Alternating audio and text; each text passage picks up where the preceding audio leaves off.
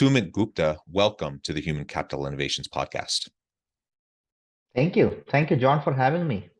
It is a pleasure to be with you. You're joining us from across the pond in Lisbon, Portugal, normally based out of Amsterdam. And I'm south of Salt Lake City in Utah. And today we're going to be talking about human connection, leadership, and the foundational principles behind human behavior and the interconnection of those concepts. I'm super excited for this dialogue. And before we get started, I just wanted to share Sumit's bio with everybody. Sumit Gupta is founder and leadership coach at the Deploy Yourself School of Leadership. He helps leaders at a crossroads do the work of their life while making real impact with people they care about. I love that. Anything else about yourself, your personal or professional background that you'd like to share with me or my audience before we dive on into the conversation?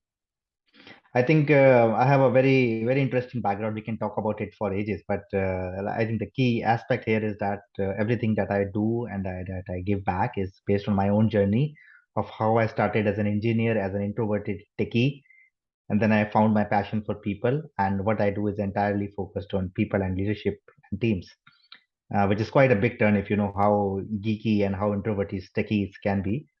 So that I would like to add that tidbit before we start. Yeah, well, that transition, I think many people kind of go through various stages and transitions in their professional career. And for you, it was doing the tech stuff and then moving into the people space. Other people may go the other direction, or there's a thousand different ways people can go. But I think that's always interesting to learn about those types of shifts that people go through. And in fact, it's those shifts, those life shifts, those career shifts that people go through that require the help of often a coach or at least mentors, people who can coach and mentor and help you think through and make those adjustments, at important stages of your life. And so that's what you're doing now. You've experienced it yourself. You're doing it now, paying it forward, trying to help others who are going through the same process. So I think that's fantastic. Let's start by talking about human connection. Why is this idea of human connection so important in this day and age? I think the fact that we are talking right now on two different continents is a good metaphor for to talk about human connection. I think we are all connected, and many times, at least in organizations, what I have seen is we tend to see people, or we tend to have in the past at least see people as resources and seeing them as individual units and not interconnected pieces which blend together, which work together, which function together. And I think that's a key missing piece in leadership. And if we can see people as teams, people as groups who feel together, who talk together, ideate together, there is a huge potential which can be unleashed, which can be unlocked just by taking that as a different perspective to human beings. Yeah, and I think we're social animals. Everyone needs connection, even introverts who may not need as much social interaction as extroverts. They still need that human connection, and they still need, their close group of friends, their confidants, those people that they can lean on. And we all just need that. And I think over the course of the pandemic, we definitely saw a rise in depression, anxiety, all those types of mental health challenges and issues that people were facing, in large part due to the social isolation that people were experiencing during the pandemic with lockdowns and not being able to see friends and family. And I remember, this was not that long ago, but I remember how hard it was to largely be cut off from the rest of my community and my colleagues and whatnot. And I have a large family, longtime listeners of the podcast know I'm married. I have 6 kids. So the 8 of us together, even when we were completely isolated from everyone else, we still had each other. And we still had that social connection, and my kids had their siblings to play with, etc. But it still was hard. And I can only imagine how hard it was for people who, may not have had anyone, and they were isolated in their apartment by themselves for months on end. Without being able to directly have human contact. That is just an incredibly challenging thing. Again, that's a bit of an extreme example that we've all kind of lived through and experienced in our recent past. But whether we're talking about that kind of an extreme, or we're just talking about kind of the daily lived experience of most average people day to day now, that things are a little bit more back to normal, the reality is we need that human connection. We need the opportunity to have community. We need to be able to have people we can lean on, who can support us and we can support them. And without that human connection, we can't build those relationships that will allow us to have, the mentoring opportunities and the coaching, either for life events that happen that kind of shake things up, or the natural progression in our professional life. Absolutely. I think the foundation of anything that we do together, whether as a family, as a group, as an organization, as a business, is that human connection, right? Unless people can feel connected to each other, there is no team, right? A team doesn't gets created by calling a group of people a team. It's created by that connection. A business doesn't get created by like a mission statement or a value statement. It gets created when people are connected through those missions, through that vision, and through the values that the business espouses. Yeah. And as we talk about connection, I think there's clear relevance to leadership as we think about, our ability to have sincere, authentic connection with the people around us on our teams. If I'm going to be an effective leader, I need to be genuine, vulnerable, authentic with my people. I need to create a psychologically safe environment where they feel permission to do the same. And unless I can have genuine connection with my people, we're just not going to function at as high a level as we otherwise might be able to. So I think there's real implications for this, for leadership, for performance, innovation, and those sorts of elements that we want to see come from most teams in the workplace. So let's dive into that a little bit more specifically now. What do you see as some of the major components from human connection moving into the leadership space? I think the foundation of building and tapping into that connection is listening. It's so often we tend to focus on what to do, how to do, what to speak, how to communicate, but most of it, and especially 90% of all we communicate, we express, is in the non-spoken, in the non-verbal. So there's a lot when it comes to leadership where listening can make a huge impact. And when I say listening, I do not mean just listening to the words that are being spoken, but also listening to where the person is coming from, what is happening in their world, like what do they care about, what are their concerns, what are their strengths, what do they like, what they do not like. And if you can know that as a leader, that's a huge leverage that you have to build that connection, first of all, to have people feel safe, but also to tailor your work, also to tailor your, be flexible with your working style so that you treat people the way they want to be treated, right? You do not want to overload somebody who has two kids, right? So for somebody, family might be important, but for somebody, growth might be important, right? But unless you listen to that, unless you listen to those emotions, those passions, how can you even be considerate? How can you even be empathetic? So for me, listening is the foundation, and like I like talking about it because this is so paradoxical. Listening in many ways is seen as something passive, but what I am suggesting is listening as an active activity where you are fully focused on the other person, and that takes effort, that takes practice if you're not used to it, and most of us are not used to it. Yeah. Everyone knows the importance of listening. It's something that gets talked about all the time. My experience is that most people are pretty bad at it.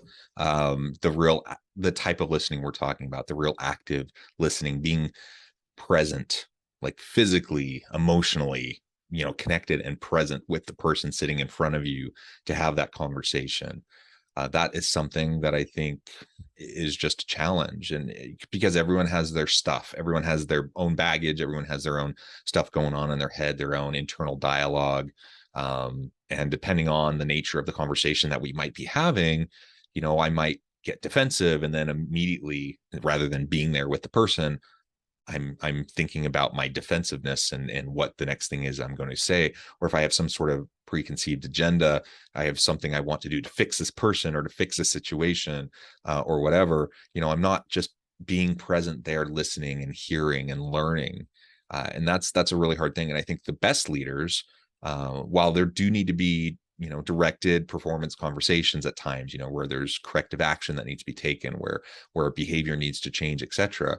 A good leader will know the difference between those types of specific conversations that need to occur and when real, genuine, authentic listening needs to occur, so you can just really understand where the person might be coming from. And in some cases, just give them a chance to vent, to give them a chance to let off some steam, and feel heard and valued, right? And once we're able to do that, then we can, we build those relationships of mutual accountability and trust, that now I can move into the performance conversation, um, you know at another point in time, when it's necessary. But if I just be with an individual on my team who's having performance issues, and I try to sit down with them and try to listen to them and hear what's going on, if I'm doing that constantly with this performance dialogue going on in the back of my head, chances are I'm not really going to hear what I need to hear. I'm not going to learn what I need to learn. Absolutely. And I think to take it a step beyond, right, I often ask the people that I'm working with to not to focus on what you're doing and what you're speaking, but how others are listening to you. Right? Because every leader's authority, every leader's trust lies not in who they are, but also in a huge part in how people are listening to them. Right. So if people are not listening to you as a trustworthy leader, no matter what you do, it's going to make an impact. And unless you can listen to how people listen to you cannot have those conversations, or you cannot be flexible enough in the day to day to navigate those challenges, because you might be the most trustworthy person, but you did something consciously or subconsciously which is eroding that trust. But can you listen to that in other people's emotions, in their tone of voice, in their language, in their body, and then can you work on it, right? So for me, apart from the business results, apart from what we do, what we produce, a key product of any leader is the listening that they produces in their teams. And if the listening is good, if the listening is productive, then that makes everything easier. That makes difficult conversations easier. That makes trust easier. That makes teamwork easier. But if the listening is for like poor performance, or for a lack of trust in a relationship, then everything else becomes difficult. Even if you do all the best practices, even if you like apply everything which has been proven by research and which has been like which you see working for other people. So listening is that missing element that can really take you like off the tracks without you even realizing what is happening under the surface. Yeah, yeah, excellent. So listening is a really key component to this idea of human connection and its overlap with leadership. What are some other areas that you feel are really vital as we think about being successful leaders and building on that human connection? I think another key element which impacts everything which we do, which includes the listening, is the mood and emotion in which a conversation happens.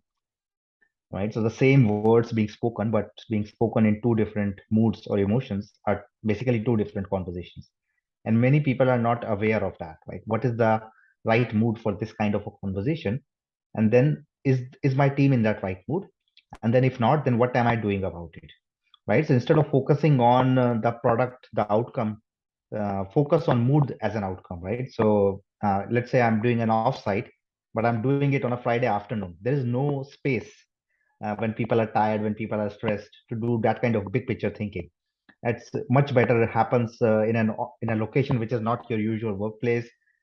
Happens maybe probably better on a Monday, on a weekend, on some kind of a relaxed atmosphere, rather than like you cram 1 hour for big picture thinking. So instead of focusing on what is the strategy that you want to create, focus on what is the mood, and then allow the strategy to come through that. If we totally ignore that, then we are at the peril of the mood that we find people in. But if we notice, if we can sense, if we can ask people to share what mood they are in, then we can actually be conscious about it, either by our own efforts or through some external facilitation, through external help. That like this, for this team to grow, we need to be in this mood. And unless that mood is there, then we are missing something so foundational that every conversation, every tactic, every strategy is going to fall flat. Yeah, absolutely. And as we move into the final stages of this conversation today, I think there's a whole lot of things we can discuss. But one of the things you're doing in your leadership coaching is you're trying to help people understand how to make those transitions in their life, in their career stage, or in their career trajectory. People who want to make bigger impact in the work that they do, while doing work that matters to them, that matters to those around them. All that comes back to these foundational principles of human behavior. Why don't you describe for us some of what you consider to be those foundational principles, and we can explore some of those just a little bit. Yeah, I think one of the things which I always tell people, no matter where they are in their journey, is that there is nothing wrong with them. And a lot of people, especially high performers, come from this perspective of like wanting to achieve something or produce something to fill a hole, or to like to prove something either to themselves or somebody else. But sometimes telling somebody that there's nothing missing, that you are perfectly fine the way you are, allows people to free up, to let go of that burden, and actually become better producers, better like produces better results. And the second is like you can anytime take responsibility for wherever you are, like without burden, without guilt, without blame. But you can take complete productive responsibility, which is always 100%, never less than 100%, and never more than 100% also, right? So not to try to do everything for everybody around you. That only creates you as a martyr, not as a leader. So at any time you can own up to the choices which you have made to get where you're today, and then take full responsibility, because then that basically means that wherever you want to go in the future, you can start taking actions right now which will help you get there. And then most often we have that guilt, the burden, the heaviness of the past. And if we can just let that go, take complete responsibility, drop the guilt, drop everything which is stopping us from being fully here in this moment, is basically my definition of taking responsibility. And allowing that uh, is actually what allows you to listen better. It's actually what allows you to have those conversations in a space, in a mood, in an energy which is less of anxiety and stress or wanting to prove something, but more of openness and flexibility, and willing to see where things go, rather than like coming in with an agenda and then either this way or like you are out. Does that make sense, John? Yeah, I think it does. And yeah, so as let's dig into that just a little bit more, and some of the related principles around that. Yeah, I think one of the key principles around understanding yourself and your own journey is to see what narratives have you been telling yourself and what others have been telling yourself, and then trying to see, right, where are the facts there and what are just narratives. And I often say that your life story is just a story, it's not your life. Your life is a lot more, and then you can rewrite the story, you can rewrite the narrative without without feeling that you're missing something right now. So that's one thing. And the second thing is when it comes to taking responsibility, it does require a lot of courage, right? But courage not in the way of boldness or bravado, but courage in the way of being open, in the way of sharing what you're scared of. A lot of leaders I work with, and even myself, we get scared of asking for help. We get scared of admitting our mistakes, but that is courage. Like, courage is listening to somebody else, but courage is also sharing that I have no clue what we will do now. I think the last few years, COVID was a perfect example of like for a leader who comes in and say, I know everything, I will prepare a plan and I will take us to the next like the next phase of our company, of our business. Like, they're just telling a lie to themselves, because this was something which we were facing for the first time, and nobody had any clue. And maybe even now we don't have a clue of how this hybrid versus like virtual work will shape in the next 5 to 10 years. We have no clue. But the moment we stop ourselves from saying, I don't know, I have no clue, as a leader, and not to see it as a weakness, in fact, that creates bonding, that gives others an opportunity to contribute. The moment a leader can say, I need help, or how can you contribute, it's a huge shift not just for themselves. It might look like a vulnerable act, but it's also a very courageous act. Yeah, absolutely. The courage is necessary, and it's only the self-aware, self-confident, self-assured individuals who are going to be willing to demonstrate and to show that kind of vulnerability and to lean on their people. Insecure leaders are the ones that have the false vibrato, puff out their chest and try to act like they have it all figured out. It simply isn't the case, especially in this messy world. It's increasingly complex and complicated. Like, no one person has all the answers or knows the best path forward. You have to lean on and rely on the expertise of your team and your people. And if you're not willing to be a little bit vulnerable and give them, model for them the opportunity to be vulnerable as well, then you're going to be kind of stuck on your own, and it's just going to you're going to become a bottleneck rather than a conduit for increased productivity and innovation and those types of things that we want to see, especially when you are in a time of crisis.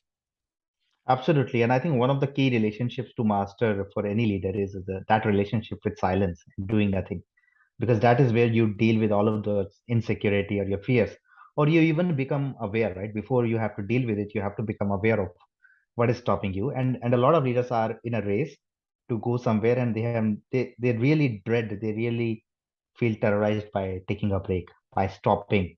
And they feel it as a waste of time. Like even for my, like if I go back 10 years, I would say something like meditation or journaling. I would call it a waste of time.